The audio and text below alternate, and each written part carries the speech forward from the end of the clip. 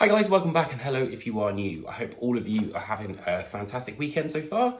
So there's been a lot of releases actually this Friday that's just gone, but one that was like particularly at the forefront for me was the ZENITH Passage, or the ZENITH Passage, I guess. It's honestly hard to believe that this is the band's second album and the first album that they've had since they've been signed to Metal Blade.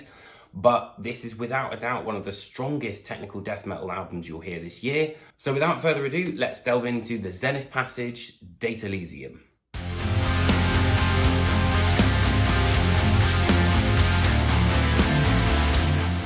So the current lineup of the ZENITH Passage is made up of Justin McKinney on guitar, Chris Beattie also on guitar, and then you've got Brandon Giffin, who is on bass, Derek Radquist, who is a fantastic singer. He's also in the band John Frum, which I absolutely love.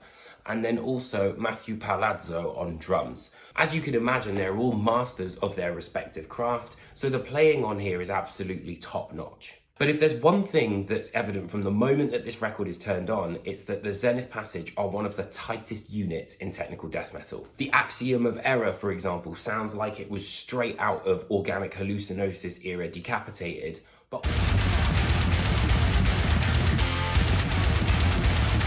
And the singles Algorithmic Salvation or Lexic Contagion has a sort of sense of Spawn of Possession about it. You know, it's really interesting but very intriguing melodies at the same time and incredibly fast. Yet, having said that, there's also a great understanding of the need for space, and Lexic Contagion is, again, you know, a great example of that.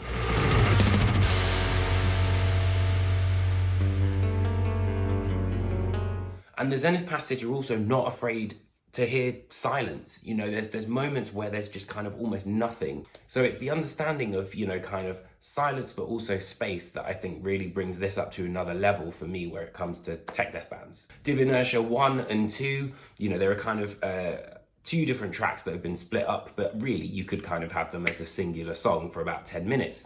But they kind of slowly but surely build even more atmosphere. And there's these kind of, I guess the best way I can describe it is like cavernous style clean guitars, you know, that have a very sort of ominous feeling and just make you feel like something's not quite right there.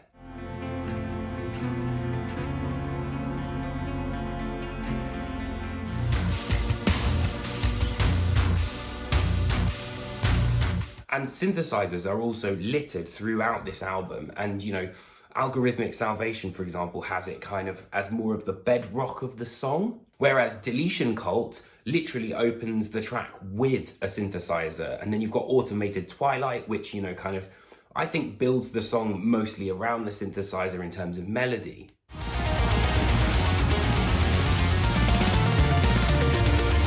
I think that the title track, Datalysium, is a great way to end the album. It has that very ominous, slightly, you know, nefarious feeling to it, and particularly with the piano that, you know, it sort of ends on this sort of uncertain note, which I really, really liked.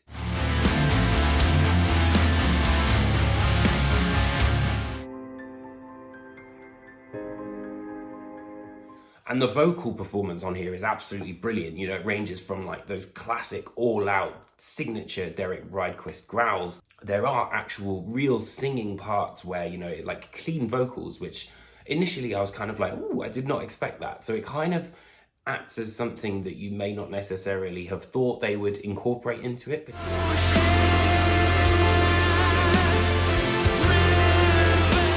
But then there's also kind of like this vocoder effect, which, considering, I think, you know, the album artwork looks like it's kind of like a weird sort of mystical hand and then like a machine hand, it kind of represents that sort of vocoder machine sort of, I don't know, I want to say like AI kind of thing going on.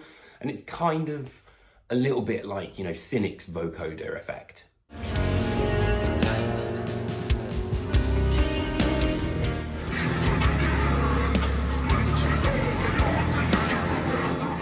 And as you can imagine, with a tech death band, there are guitar solos literally left, right, and center on this album, but none of them sound like they're done, just for the sake of it and overtly over the top, like really flashy, look what I can do. The solos instead tell stories, they're really tasteful and they kind of evolve really, really nicely. It starts quite slow and then builds up and builds up, and then we kind of get somehow back into either the verse or the chorus from what was actually a melody that was completely different.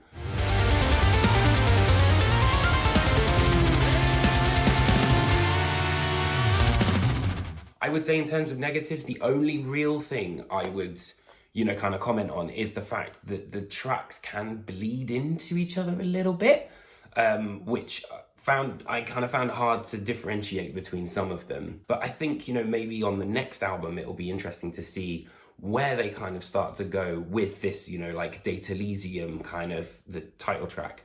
The Zenith passage definitely honor the technical death metal gods, but never actually create a pastiche of, all of these bands that have come before them. And instead, I think, genuinely have made one of the most innovative technical death metal albums you'll hear this year. So for that reason, I'm going to give this album an 8.5. It's a very, very strong record, and I do think it might wheedle its way into my albums of the year. So I hope you guys enjoyed this album review. Let me know what you think in the comments underneath me. And if you did enjoy this video, it'd be great if you could hit that like and subscribe. Other than that, I will see you guys very, very soon for some interviews with Horrendous. And on Friday, I had a chat with Dying Fetus, which was awesome. So make sure you stick around and I will see you guys very, very soon. Take care, my friends.